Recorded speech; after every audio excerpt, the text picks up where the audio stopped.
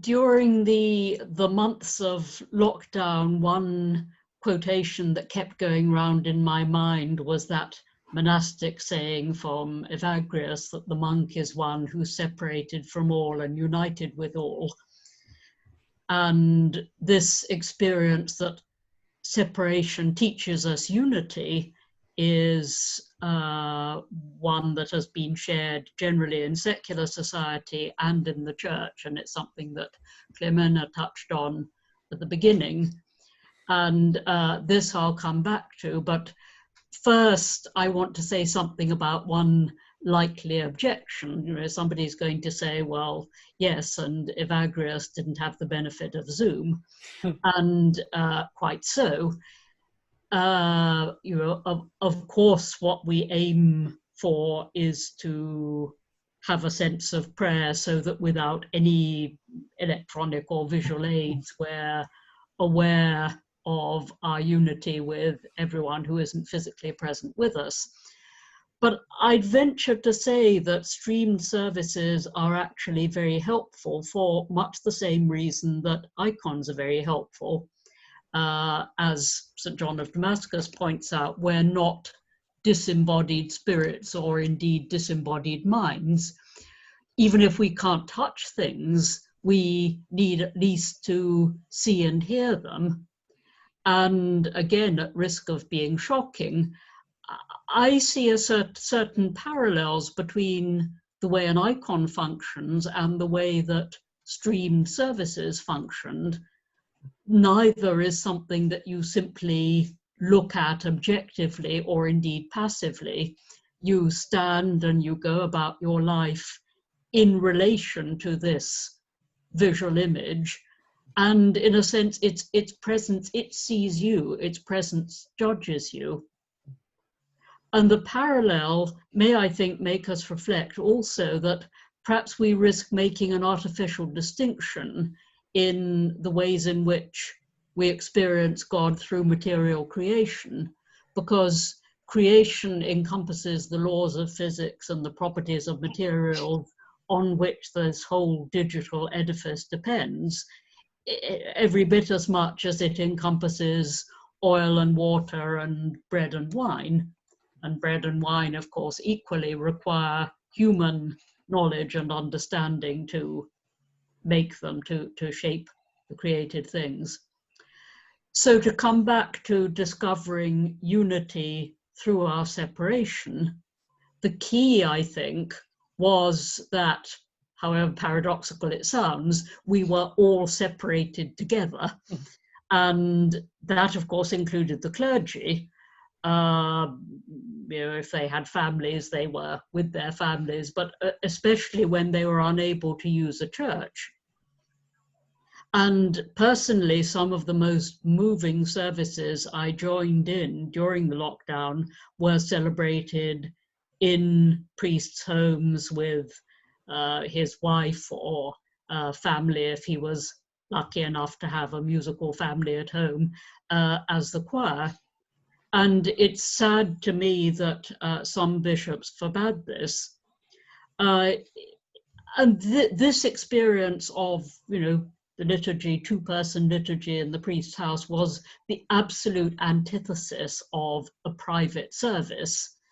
It came across as the divine liturgy, stripped to its bare essentials, which is the sacrifice of Christ under the open sky, no longer within a confined space, and for the life of the world.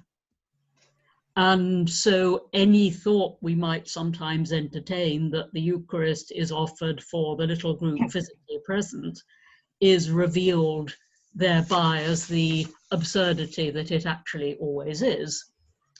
And two lessons from this: one is pastoral, that there's no longer any illusion that those absent for good reason are a separate category, people we pray for, yes, but not us. We've all been there. And so perhaps we should be giving more attention to how we fully include in church life those who are always in that condition, the housebound, chronically sick, and so forth. whether this means streaming services or streaming talks and other events, or more traditional means, being more punctilious and organized about taking people communion, prosphora, holy water, and so forth. Do we need then a more pastorally active diaconate?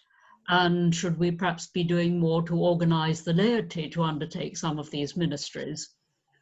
And following on from that, the experience of isolation from going to church, I certainly wouldn't say isolation from church, has, I think, challenged us as lay people, as Marcus was saying, in a slightly different context, very much to take ownership of our status as members of Christ, to recognize that we've been chrismated into an order, the order of the laity. We are the fullness of the church. We're not this sort of bunch of buying, illogical sheep waiting to be chivied hither and thither. And our responsibility to live out this calling cannot be displaced to a particular building, the church building, and the time we spend there. Our ministry is to make the place we live and work somewhere appropriate for Christ to enter.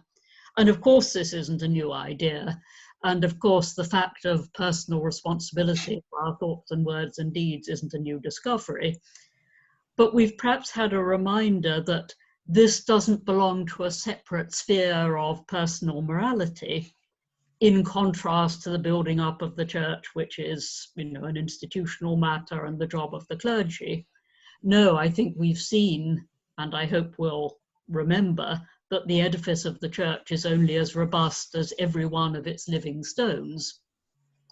And I recognize that not everybody's experience of the lockdown has been as positive as mine. A friend of mine in Greece, not in Father Demetrius' parish, I hasten to add, was saying, she has no enthusiasm for tuning into the broadcast services. It was a male club. Well, since all those present were in orders or altar boys, yes, they were all male. And this points to a perhaps more deeply rooted problem. The services during lockdown, and doubtless for some time to come, are necessarily more ordered, more regimented, people assigned to roles and jobs, perhaps even times when they could come to church. Traditionally, this is precisely the sort of thing that the church does with its various orders, but I think the question is raised, do the existing structures of orders actually correspond to the realities and needs of our church communities? If the community needs a particular person to lead or to sing, or indeed to be a doorkeeper, should it not acknowledge that need and the responsibility of that church member by blessing him or her to the office he or she is actually performing in some form of service with appropriate prayers? And as with the need for an invigorated diaconate, I think there's the question whether we're able and willing to have some flexibility in the way we think about minor orders and blessings to particular roles in the church. And this is certainly not rethinking what the church is, but it is rethinking how it can most appropriately manifest its essence today. And I think it's very apposite here that what Father Dragos just quoted, that this has pushed forward secularization by 10 years.